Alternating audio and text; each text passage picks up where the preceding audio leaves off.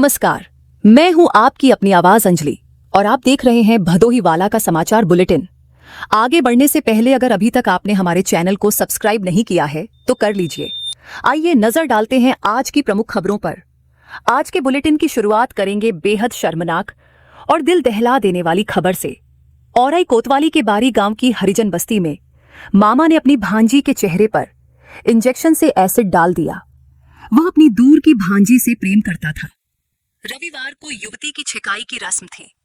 मामा ने कमरे की खिड़की से युवती के चेहरे पर तेजाब डाला, जिससे युवती का चेहरे पर गाल का एक हिस्सा और हाथ जल गए। देर रात पुलिस ने आरोपी मामा को सहसेपुर में ही रेलवे पटरी के दक्षिण तरफ मुठभेड़ में गिरफ्तार किया। औराई कोतवाली क्षेत्र के बारी गांव हरिजन बस्ती निवासी सहोदर दलित की 19 वर्षीय लड़की की रविवार को छिकाई रोका थी। युवती के दूर के रिश्ते में मामा लगने वाले मुकेश निवासी सहसेपुर टेढ़वा रविवार की भोर प्रेमिका के घर पहुंचा। बताया जा रहा था कि वह युवती से प्रेम करता था। छिकाई होने से वह नाराज था। रविवार की दोपहर घर में युवती के छिकाई की तैयारी कर रही थी। इस बीच वह इंजेक्शन में एसिड भरकर कर खिड़की से उसके चेहरे पर डाल दिया। संयोग अच्छा था कि एसिड उसके पूरे चेहरे पर नहीं पड़ा, बल्कि उसके एक तरफ गाल और हाथ पर पड़ा, जिससे वह जल गई। परिवार वाले उसे सामुदायिक स्वास्थ्य केंद्र औराई ले गए, जहां प्राथमिक उपचार के बाद फिर उसे घर छोड़ दिया गया। रविवार को ही लड़की को छेंकने वाले उसके घर पहुंचे और लड़की की छेकाई भी हुई। परिजनों ने औराई कोतवाली में मुकेश के खिलाफ मुकदमा दर्ज कराया। युवक की तलाश में उसके घर पहुंची पुलिस ने उसके घर से 2 लोगों को हिरासत में लिया। पुलिस युवक के तलाश में थी। इस बीच सहसेपुर में रेलवे पटरी के दक्षिण तरफ उसे रोकना चाहा तो उसने पुलिस पर फायर झोंक दिया। जवाबी फायरिंग में उसके पैर में गोली लगी। पुलिस ने उसे गिरफ्तार कर लिया। पुलिस ने एक तमंचा बरामद किया है। आपको बता दें कि इसका प्रेमी मामा 3 महीने पहले गांव में ही पकड़ा गया था। लोगों ने उसकी पिटाई की थी। पुलिस भी आई थी। पुलिस के सामने ही इसके परिवार के लोग पहुंचे थे। इसने अपनी गलती स्वीकार की थी और दोबारा ऐसा न करने की बात कही थी। प्रेमी मामा की शादी हो चुकी है। उसके 2 बच्चे भी हैं। पुलिस अधीक्षक अभिमन्यु मांगलिक ने बताया कि मुकदमा दर्ज कर आरोपी की गिरफ्तारी के लिए टीम को लगाया गया था। पुलिस आरोपी की गिरफ्तारी के प्रयास में थी। इस बीच पुलिस ने फायर करने का प्रयास किया। जवाबी फायरिंग में उसके पैर में गोली लगी है। आगे की कार्रवाई की जा रही है। अब आपको सावधान करने वाली एक खबर पर नजर। जिला प्रशासन ने सरकारी हैंडपंपों पर निजी समरसेबल लगाने वालों को सख्त चेतावनी दी है। अधिकारियों के मुताबिक हैंडपंप सामुदायिक संसाधन है, जिनकी स्थापना आम जनता को समुचित पेयजल उपलब्ध कराने के लिए की गई है। लेकिन हाल के दिनों में यह तथ्य सामने आया है कि कुछ लोगों ने सरकारी हैंडपंपों में निजी समरसेबल पंप डाल दिए हैं, जिससे न केवल आम उपभोक्ताओं को जलापूर्ति में बाधा हो रही है, बल्कि भूगर्भीय जल स्तर पर भी प्रतिकूल असर पड़ रहा है। मुख्य विकास अधिकारी बाल गोविंद शुक्ल ने स्पष्ट कहा है कि किसी भी परिस्थिति में सरकारी हैंडपंप में निजी समरसेबल नहीं लगाया जाए। यदि कहीं ऐसा पाया गया तो संबंधित व्यक्तियों के खिलाफ कठोर कानूनी एवं प्रशासनिक कार्रवाई की जाएगी। ग्राम प्रधानों और पंचायत सचिवों को अपने अपने क्षेत्रों में निगरानी रखने के निर्देश दिए गए हैं। प्रशासन ने आम नागरिकों से भी अपील की है कि अगर कहीं सरकारी हैंडपंप पर निजी समरसेबल का इस्तेमाल हो रहा हो तो तुरंत संबंधित विकास खंड कार्यालय या मुख्य विकास अधिकारी कार्यालय को सूचित करें। अब स्वास्थ्य विभाग से जुड़ी खबर पर नजर। रविवार को औराई के औरंगाबाद में एक झोला छाप पर मुकदमा दर्ज कराया गया। बीते 1 साल में लापरवाही से कम 8 लोगों की जान जा चुकी है। बिना पंजीकरण अस्पतालों का संचालन, अप्रशिक्षित स्वास्थ्यकर्मी और मानक विहीन अस्पतालों पर अब विभागीय नजर टेढ़ी हो गई है। जिलाधिकारी की सख्ती के बाद गुजरे 25 दिनों में 2 अस्पताल और 5 अल्ट्रासाउंड सेंटर सील किए जा चुके हैं। वहीं 5 झोला छाप पर मुकदमा दर्ज कराया गया है। जिले के स्वास्थ्य विभाग में तैनात अधिकारियों व बाबुओं की मदद से जिले में निजी अस्पताल, क्लिनिक, पैथोलॉजी, नर्सिंग होम और अल्ट्रासाउंड सेंटरों का ऐसा जाल फैला है जो मरीजों की सेहत पर भारी पड़ रही है। समय समय से शिकायतें भी मिल रही हैं। जिलाधिकारी शैलेंद्र कुमार की सख्ती के बाद विभागीय स्तर से भी शिकंजा कसना शुरू कर दिया गया है। जिले में 25 दिनों के भीतर ही 2 बड़े अस्पतालों के साथ 5 अल्ट्रासाउंड सेंटर सील हो चुके हैं। वहीं 5 झोला छाप पर केस दर्ज कराया गया है। रविवार को औराई कोतवाली के औरंगाबाद बाजार में क्लिनिक संचालक मुन्नालाल यादव पर विभाग ने मुकदमा दर्ज कराया गया था।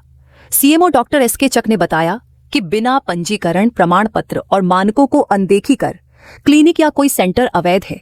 लगातार जांच हो रही है। मरीजों के स्वास्थ्य के साथ खिलवाड़ नहीं होगा। कार्रवाई आगे भी जारी रहेगी। जिले के 17 प्राथमिक स्वास्थ्य केंद्रों पर रविवार को मुख्यमंत्री जन आरोग्य मेले का आयोजन किया गया। इसमें 2440 मरीजों ने स्वास्थ्य मेले का लाभ उठाया। मेले में विभिन्न बीमारियों के मरीज पहुंचे।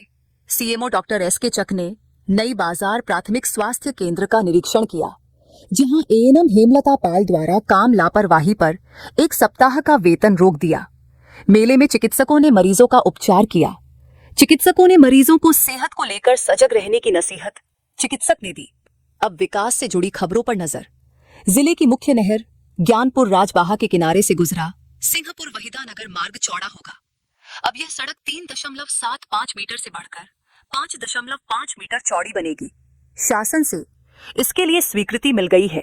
15 किलोमीटर लंबी सड़क के चौड़ीकरण पर लगभग 19 करोड़ रुपए की लागत आएगी। लोक निर्माण विभाग इसका एस्टीमेट बना रहा है। सड़क बनने से प्रयागराज जाने वाले लोगों को भी सहूलियत होगी। सिंहपुर वहीदा मार्ग के चौड़ीकरण से नहर के किनारे के करीब 25 गांवों की 50,000 आबादी को लाभ मिलेगा। प्रयागराज जाने के लिए दुपहिया, 4 पहिया वाहन चालक गोपीगंज जाने के बजाय शॉर्टकट रास्ते से सीधे वहीदा पहुंच जाएंगे। इससे करीब 10 से 12 किलोमीटर की दूरी कम हो जाएगी। यह मार्ग वहीदा से महाराजगंज के भरोसगंज तक गया है। दूसरी तरफ मार्ग पहले ही चौड़ा हो चुका है, लेकिन सिंहपुर से वहीदा तक अभी चौड़ीकरण नहीं किया गया है। उधर महाराजा चेत सिंह जिला चिकित्सालय में 14 करोड़ की लागत से स्वतंत्र फीडर स्थापित किया जाएगा। इससे मरीजों को 24 घंटे निर्बाध बिजली मिलेगी। मरीजों की जांच और उपचार में भी बाधा नहीं होगी। अस्पताल में औसतन रोजाना 1000 मरीजों की ओपीडी होती है। बिजली गुल हो जाने के कारण कभी कभार मरीजों को जांच कराने में दिक्कतें होती हैं। इसके लिए अस्पताल में स्वतंत्र बिजली फीडर स्थापित किया जा रहा है। औराई के उगापुर फीडर से सीधे बिजली लाई जाएगी। 14 करोड़ का प्रोजेक्ट है।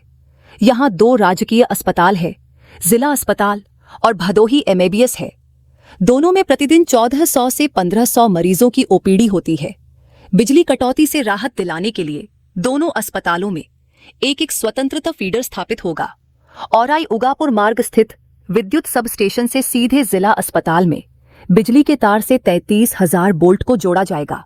सीएमएस डॉक्टर अजय तिवारी ने बताया कि अस्पताल में एक स्वतंत्र फीडर स्थापित किया जा रहा है। इससे 24 घंटे बिजली की आपूर्ति होगी। 14 करोड़ रुपए के प्रोजेक्ट का करीब 60% काम पूरा हो गया है। अब एक ऐसी खबर की बात जो बेहद दुखद और चिंतनीय है। दुर्गागंज के जदुपुर गांव में छुट्टा सांड के हमले से प्रभाकर तिवारी 70 की मौत हो गई। शौच के लिए जाते समय सांड ने वृद्ध पर हमला कर दिया।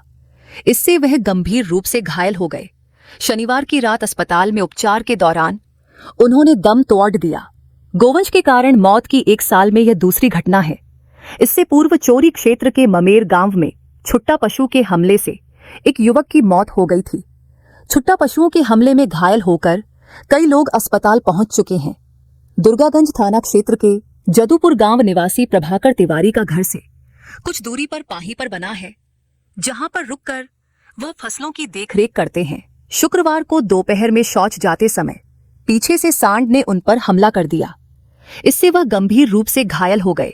परिजन उन्हें लेकर सीएचसी दुर्गागंज गए, जहां हालात चिंताजनक होने पर जिला अस्पताल रेफर कर दिया।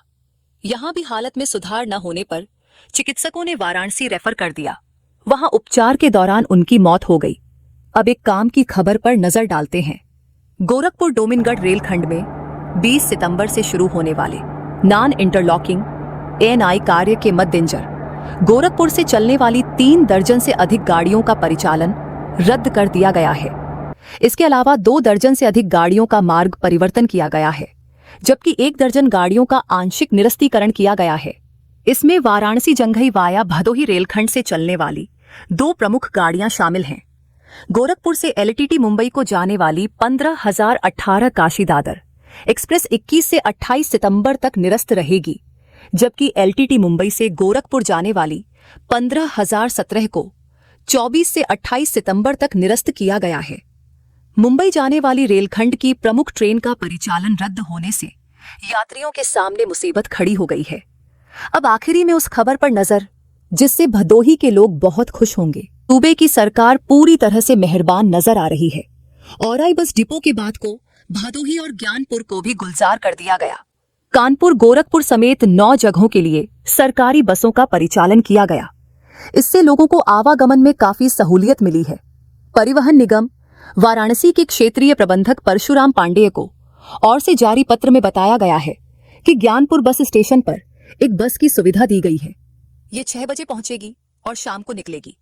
इसके साथ ही भदोही शहर के ज्ञानपुर में बने बस डिपो पर वाराणसी से चल भदोही होकर ज्ञानपुर तक की बसें 3:11 बजे पहुंचेगी और 12:30 बजे प्रस्थान करेगी। जौनपुर से भदोही डिपो पर बस 7:30 बजे आएगी और मिर्जापुर के विंध्याचल को 10:20 पर रवाना होगी। मिर्जापुर से भदोही 15:30 पर बस आएगी जो गोरखपुर के लिए 12 बजे निकलेगी। इसी तरह मिर्जापुर से भदोही और जौनपुर वाली बस 7:30 बजे भदोही पहुंचेगी और 10:10 पर प्रस्थान करेगी।